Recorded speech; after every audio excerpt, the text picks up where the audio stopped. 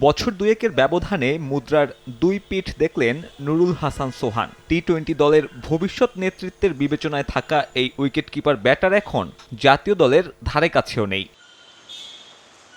Lower middle order নিয়ে বিসিবির পরীক্ষা নিরীক্ষায় সোহানের মতো ভুক্তভোগী হয়েছেন আরও অনেকে। 2021 টি-20 বিশ্বকাপের পর থেকে হিসেব টানলে 6 বা 7 নম্বর পজিশনে অন্তত 5 থেকে 6 জন ক্রিকেটারকে খেলানো হয়েছে, যাদের মধ্যে সোহানকে বাড়তি গুরুত্ব দিয়েছিল ক্রিকেট বোর্ড। 2022 টি-20 বিশ্বকাপের আগে তার অধিনায়কত্বে দ্বিপাক্ষিক সিরিজও খেলেছিল লাল সবুজ। এরপর সেই বিশ্বকাপে বদলে যায় প্রেক্ষাপট। ফিনিশার রোলে টিম ম্যানেজমেন্টকে সন্তুষ্ট করতে না পারায় বাদের তালিকায় কিছুদিন আগেও ক্যাপ্টেন্সি বিবেচনায় থাকা সোহান। আমি যখন লাস্ট টি-20 ওয়ার্ল্ড কাপে ছিলাম, আমাদের ইন্ডিয়ার সাথে মনে হয় 19 রান লাগতো, হয়তো 15-16 রান আমি নিতে পেরেছিলাম। ওই জায়গায় যদি হয়তো একটা বাউন্ডারিরই অপশান ছিল 4 বা 6 হলে, তো আমার কাছে মনে হয় ওইটাও যদি হইতো তাহলে হয়তো অন্যরকম সিনারিও থাকতো। বাট এটা আসলে লাইফ, তো অবশ্যই এখন ফোকাসটা এরকম থাকবে যে এরপরে যদি অপরচুনিটি পাই নিজের সাথে নিজের ওই চ্যালেঞ্জটা থাকবে যাতে আরও নিজে ভালো মতো ব্যাক করতে পারি। এবার নতুন বিশ্বকাপে নতুন lower middle order setup team বাংলাদেশের।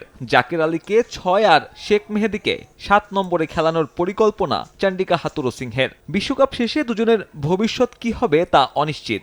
জাতীয় দলে এমন মিউজিক্যাল চেয়ার কম্পিটিশনে সোহান দায়ী করলেন টিম ম্যানেজমেন্টকে।